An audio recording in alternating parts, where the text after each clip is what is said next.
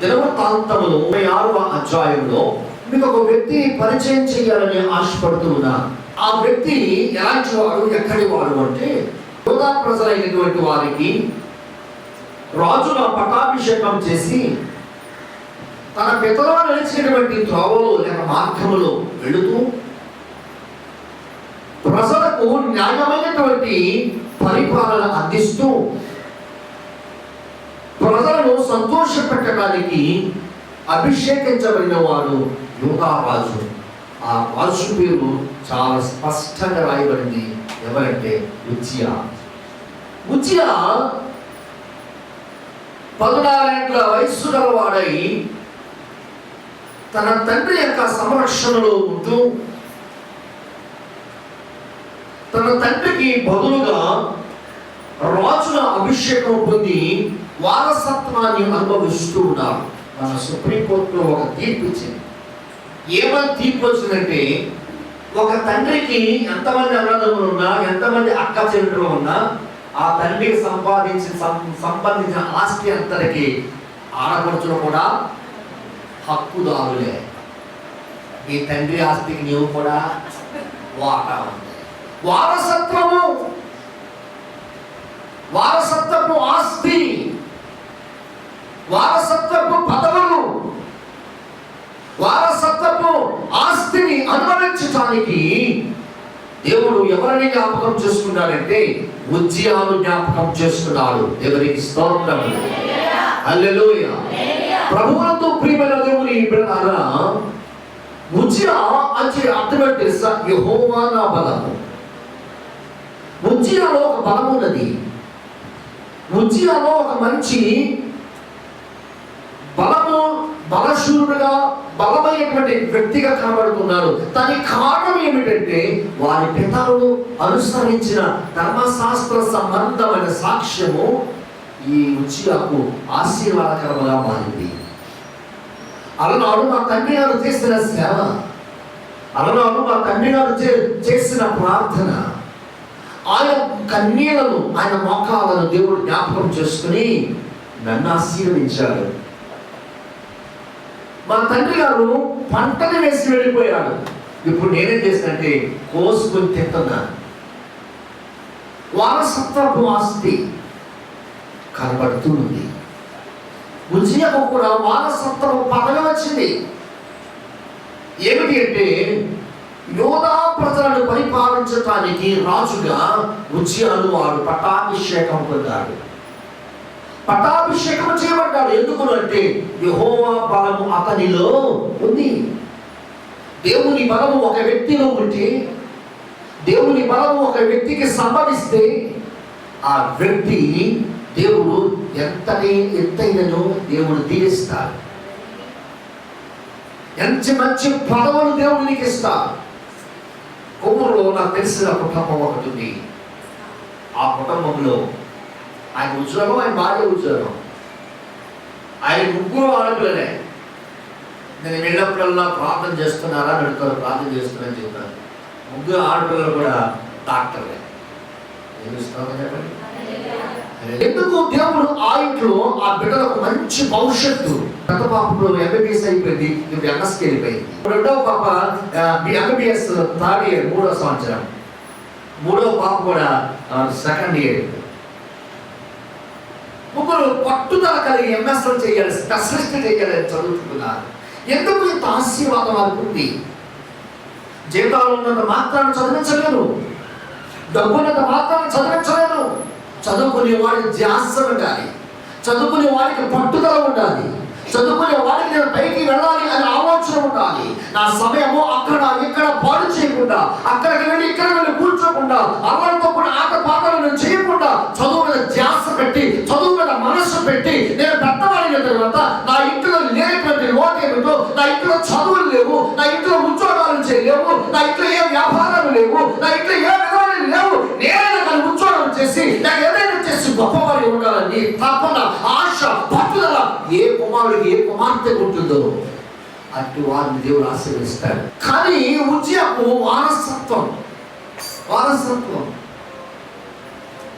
అభిషేకించబడిన తరువాత దేవుని బలాన్ని పొందుకున్నటువంటి ఉజ్జియా, దేవుని శక్తితో నింపబడిన ఉజ్జియా, దేవుని ప్రభావంతో నడిపించబడుతున్న ఉజ్జియా, దేవుని మహిమ ప్రత్యక్షతతో జీవిస్తున్న ఉజ్జియా జీవితాన్ని దేవుడు జ్ఞాపకం చేసుకున్నాడు. నీ కొరకు చేయబడిన ప్రార్థనలు, నేను చేసిన ప్రార్థనలు దేవుడు ఒకరోజు జ్ఞాపకం చేసుకుంటాడు. నేను ఎక్కడ విడిచిపెట్టేవాడు కాదు. దేవుడు పిల్లరా ఆలోచిస్తున్నారా? ఇతని తండ్రి ఎవరు అంటే అమజ్యా. ఇతని తండ్రి ఎవరండి? అమజ్యా. అమజ్యా యెహోవా శక్తివంతుడు. బైబిల్లో ఆ, హే, యో అని పదాలు వస్తే ఆ పదాలకు అర్థం చేస్తా యెహోవా. అమజ్యా ఎవరు అంటే యెహోవా శక్తివంతుడు. దేవుని శక్తి కలిగిన వాడు అమజ్యా. దేవుని చేత నడిపించగలిగిన వాడు అమజ్యా. అలాంటి అమజ్యా కుమారుడైనటువంటి ఉజ్జియా పట్టాభిషేకము చేయబడ్డాడు. మూడవదిగా అతని తల్లి ఎవరంటే యెరూషలేము కాపురస్తురాలు. ఎవరికి స్తోత్రం. యెరూషలేము దేవుని పట్టణము, దేవుని పట్టణమైనటువంటి యెరూషలేము కాపురస్తురాలు. దేవుని పట్టణాన్ని ప్రేమించాడు. దేవుడు తన పట్టణాన్ని హత్తుకుంటాడు. దేవుడు తన పట్టణాన్ని ఎప్పుడు చూస్తూనే ఉంటాడు. అలాంటి యెరూషలేములో పెరిగినది.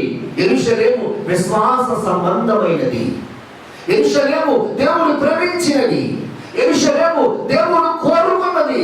దేవుడు ప్రేమించిన, దేవుడు కోరుకున్న, దేవుడు హత్తుకున్నటువంటి పట్టణములో పెరిగి విశ్వాసురాలై ప్రార్థనా జీవితము కలిగినదై దేవుని శక్తితో నింపబడినదై జయము పొందుకున్నది ఆయన తల్లి యొకల్యా. ఆ తల్లి పేరు ఏం పేరమ్మా? యొకల్యా. యొకల్యా అని అర్థం చేస్తా యెహోవా జయము. యొకల్యా జయము పొందినది. తన భర్త జయం పొందాడు, తన కుమారుడు జయం పొందుతున్నాడు, తన మనవలు కూడా జయం పొందుతాడు. ఎందుకంటే ఆమె దేవుడు ప్రేమించిన పట్టణస్తురాలు. నీవు కూడా దేవుడు ప్రేమించిన సంఘములో నువ్వు ఉంటే, దేవుడు ప్రేమించినటువంటి సంఘ సమూహంలో పెరుగుతూ ఉంటే, దేవుడు ప్రేమించినటువంటి విశ్వాసిగా నీవు ఉంటే, దేవుడు ప్రేమించినటువంటి ఆయన కన్యగా కనబడుతున్న సంఘములో నువ్వు సహవాసములు పెరుగుతూ ఉంటే, దేవుడు నిన్ను, నీ బిడ్డని, నీ భర్తను కూడా విజయము వైపు నడిపిస్తాడు.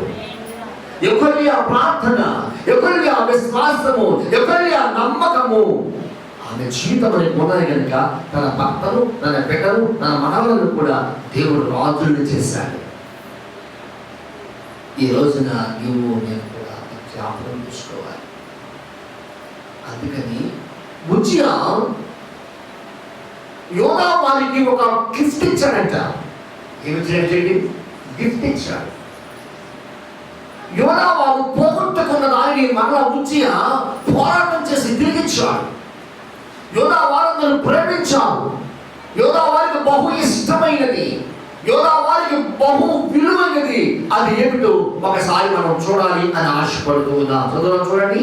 దినవృత్తాంతములు 2వ దినవృత్తాంతములు 26వ అధ్యాయం 2వ వచనం చదువుతుంది.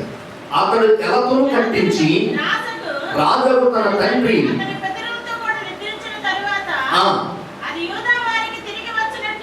యోధా వారికి తిరిగి వచ్చినట్లు చేసిన ఏమిటని?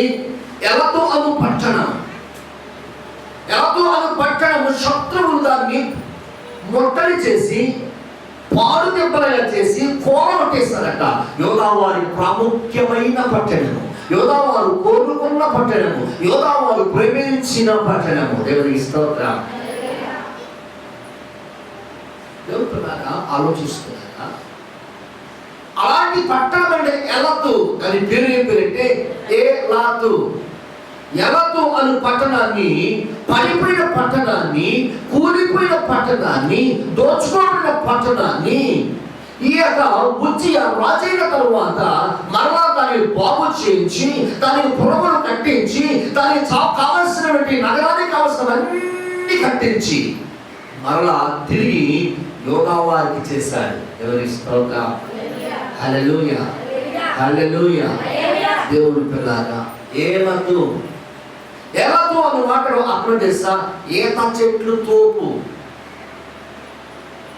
ఏ తోపు అంటే ఈత చెట్ల తోపు అంటే ఈత చెట్లు సమృద్ధిగా ఉండి ఎర్రని ఎర్రని కాయలతో, ఆ చక్కని మాధుర్యమైన రుచికరమైన కాయలతో నింపబడిన పట్టణమే ఏలతు. దేవుని పిల్లరా, అక్కడ ఏమని రాయబడిందంటే ఈత చెట్లు తోపు. తోపు అంటే అర్థం చేస్తా, తోపు అంటే వనము, కొన్ని చెట్ల సముదాయము. దాన్ని ఏమంటారంటే తోపు అంటారు, లేక వనము అంటారు. ఇక అచ్చమన తెలుగు చెప్పారంటే తోట. అది ఈత చెట్ల తోట అని అర్థం. ఈత చెట్ల తోట వంటి తోపు ఎలతు అన్నటువంటి పట్టణానికి ఉంది. ఎలతు అన్న పట్టణంలో వ్యాపారం జరుగుతూ ఉంది. ఎలతు అన్న పట్టణంలో చక్కనటువంటి సాంఘిక పరమైనటువంటి రాజకీయ పరమైనటువంటి అక్కడ జరుగుతూ ఉన్నాయి. అలాంటి సమృద్ధిగా నింపబడిన పట్టణాన్ని కొల్లగొట్టేస్తే, కూల్చేస్తే, పడేస్తే ఉజ్జియా మరలా దాన్ని కట్టి బాగు చేసి నిర్మించి యోధా వారికి తిరిగి ఇచ్చాడు. దేవునికి స్తోత్రం. రాజులు 2వ గ్రంథము 14వ అధ్యాయము 22వ వచనం చదువుదాం.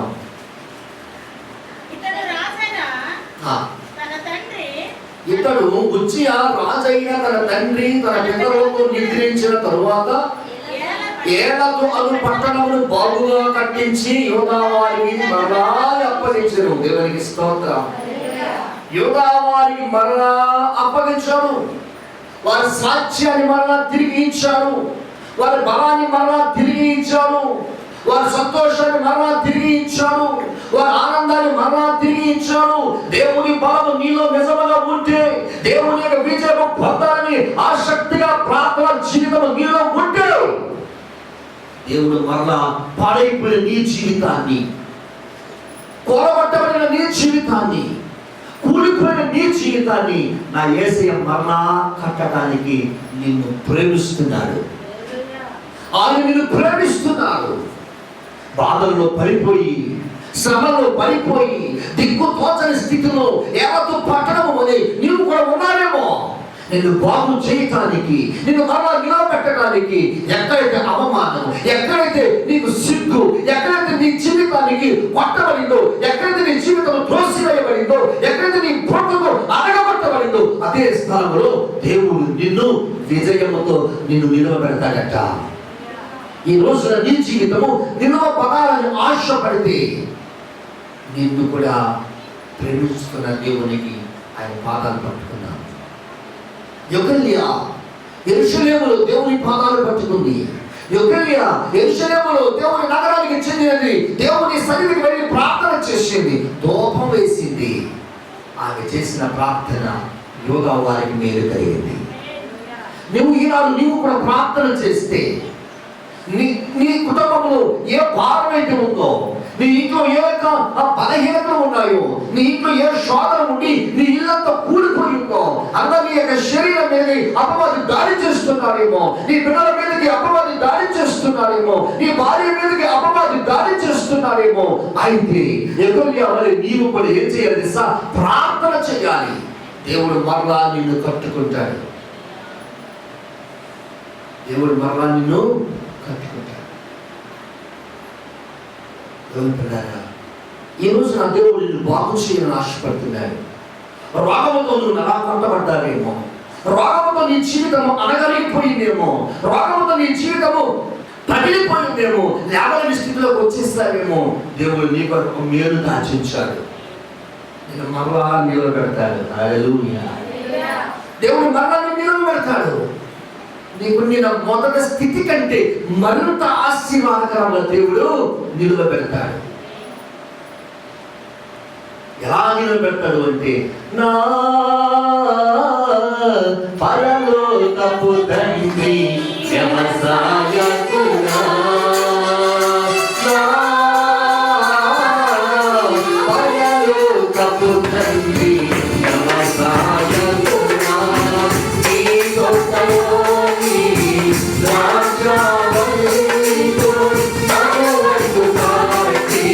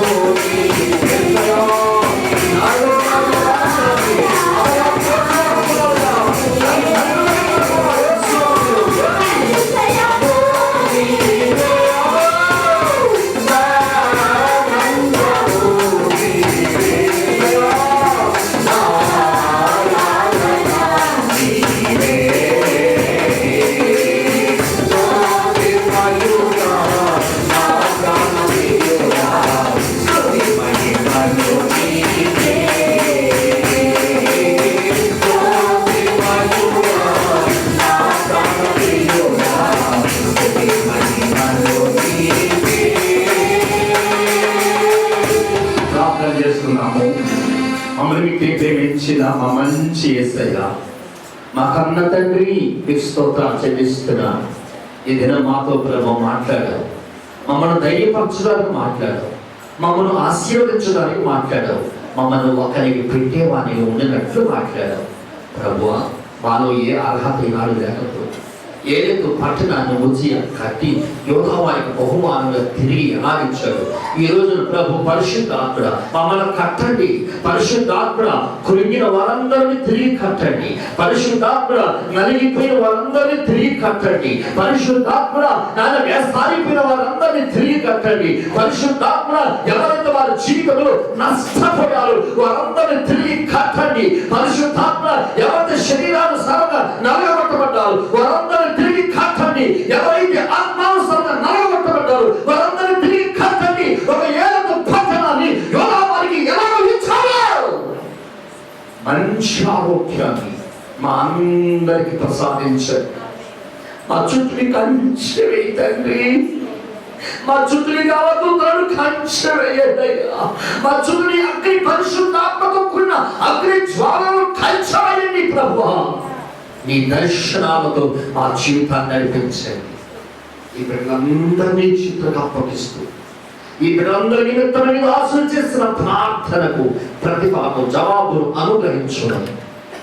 ఈ దేవదాసుని ప్రార్థనకు చెవి యొక్కమని అతి శీఘ్రముగా రానయున్న నజరేయుడు యేసుక్రీస్తుని ప్రశస్త నామములో ప్రార్థించి బ్రతిమలాడి వేడుకొనుచున్నాను పరమ తండ్రి. ఆమేన్.